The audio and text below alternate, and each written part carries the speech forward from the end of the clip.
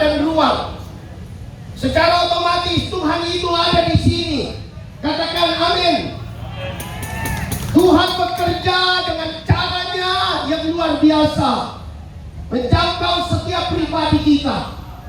Apapun keadaanmu, apapun situasimu, Dia adalah Allah yang maha tahu, Allah yang omniscience.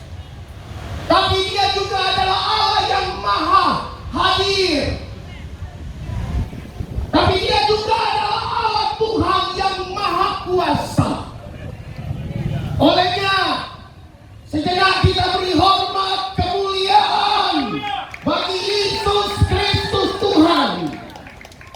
Dan Yesus Kristus adalah representasi Allah yang datang ke dalam dunia ini melalui inkarnasi.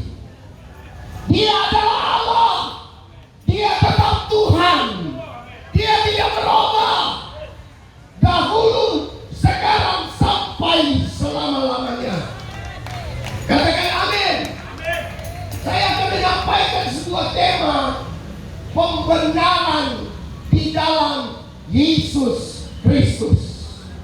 Bertolak dari sebuah pembacaan Roma pasal 5. Roma pasal 5 ayat 1. Demikian bunyi firman Tuhan. Roma pasal yang kelima ayat 1.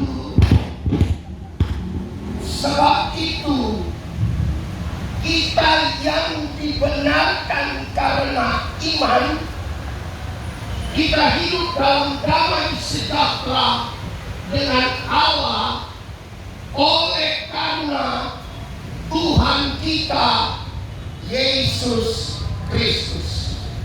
Sekali lagi, sebab itu kita yang dibenarkan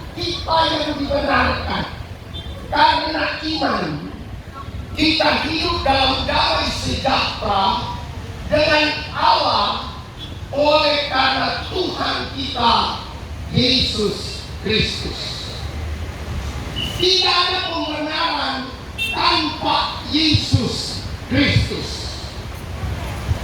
Pembenaran adalah sebuah justifikasi yang dikerjakan oleh Yesus Kristus kepada kita, orang-orang yang menerima kasih karunia Tuhan. Katakan amin. Anugerah dalam pembenaran tidak bisa dilakukan oleh manusia. Manusia adalah makhluk terbatas, tidak bisa memberi pembenaran kepada kita. Manusia adalah makhluk yang telah berbuat salah dan telah berdosa. Dan Alkitab katakan bahwa semua manusia telah berbuat dosa.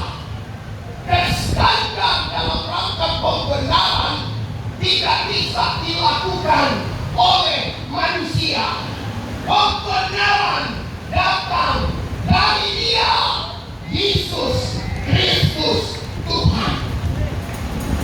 Dalam apapun engkau, dalam keadaan apapun engkau, pembenaran akan mendatangkan damai sejahtera.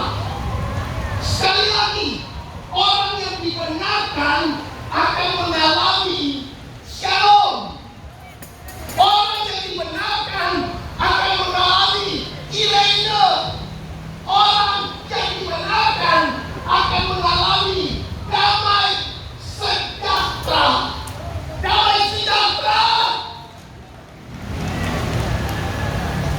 Sehebatnya sebuah perusahaan, di depan kita ada nama toko damai. Semoga toko yang menawarkan produk sepatu dan lain-lain, tokonya diberi nama damai. Tapi bisa terbatas dimensi damai yang disediakan oleh toko yang menawarkan banyak produk sepatu. Iya kan Pak? Tuhan memberkati. Sekaligus sebuah promosi. Di sini ada toko Damai yang menawarkan produk sepatu-sepatu yang baik. Tapi saya mau katakan, tidak ada jaminan daripada manusia untuk kita peroleh damai sejahtera. Hanya di dalam Yesus Kristus kita akan mengalami damai sejahtera. Amin.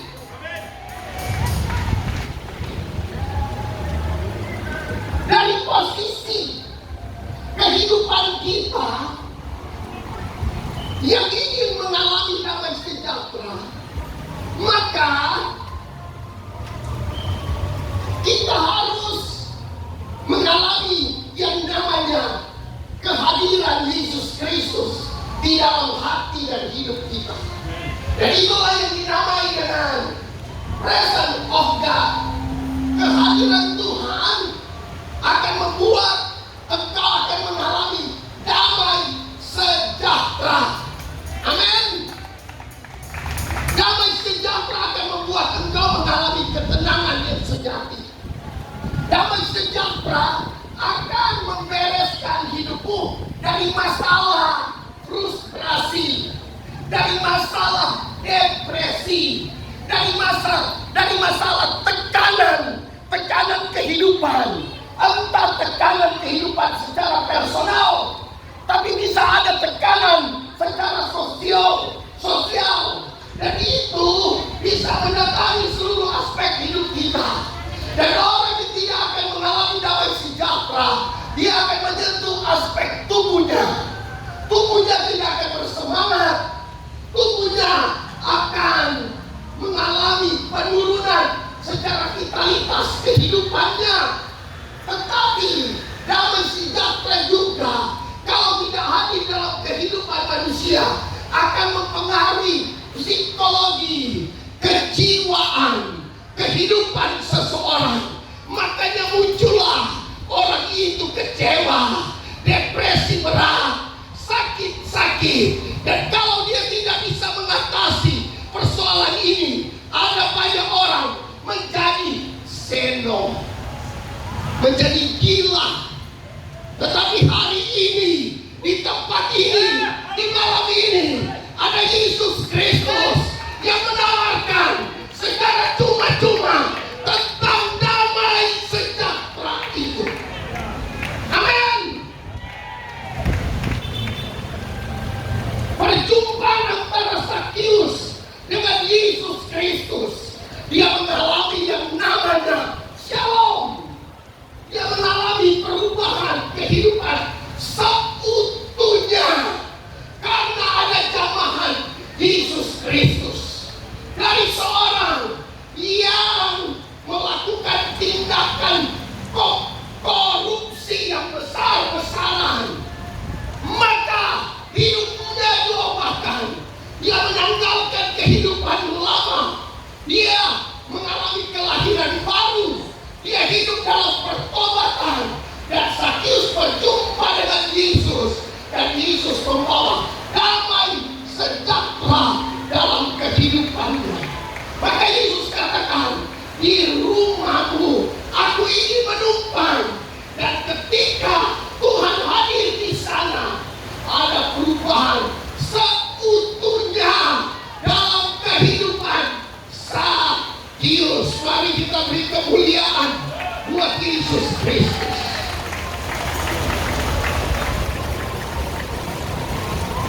Kalau kita membaca pasal yang kelima dari kitab Roma ini, maka ada 3 alasan yang dipaparkan oleh Rasul Paulus tentang pembenaran. Ayat yang ke-6 menjelaskan tentang bahwa orang yang dibenarkan itu adalah orang yang memiliki latar belakang kehidupan yang lemah. Ayat 6 berkata bahwa orang-orang itu adalah orang-orang yang lemah. Kalau dalam teks Yunani, kata lemah yang menggunakan kata astenon, artinya orang yang tak berdaya, orang yang sakit-sakitan, orang yang hanya mengharapkan orang lain, kalau boleh tolong aku. Dia tidak bisa berbuat apa-apa. Astenon. Kalau kita baca ayat yang ke-6, itu dihubungkan dengan durhaka. Jadi orang yang belum dibenarkan adalah orang yang lemah. Orang yang belum dibenarkan adalah orang yang tidak berdaya. Orang yang dibenarkan adalah dilatar belakangi dengan orang durhaka. Makanya Yesus hadir menyelesaikan kelemahanmu. Yesus hadir menyelesaikan segala ketidakberdayaan kita. Amin. Di sana ada apotek Gracia Pharma. Apotek boleh menyediakan berbagai obat-obat dalam rangka menyelesaikan semua kelemahan tubuhmu, supaya engkau menjadi orang yang be strong in the God, terutama kuat di dalam Tuhan. Amin, amin. Be strong in the God hanya ada di dalam Yesus Kristus Tuhan. Amin. Pembenaran dari latar belakang engkau lemah, engkau tidak berdaya, engkau adalah orang durhaka. Dari posisi ini Yesus datang dan menawarkan hidupnya dan berkata, marilah kepadaku, hai kamu yang letih, hai kamu yang lesu, hai kamu yang lemah, hai kamu yang tidak berdaya, hai kamu yang sakit-sakitan. Aku akan memberikan kelegaan, sentosa. Aku akan berikan damai sejahtera. Amin. Walaupun hujan tidak bisa menggantikan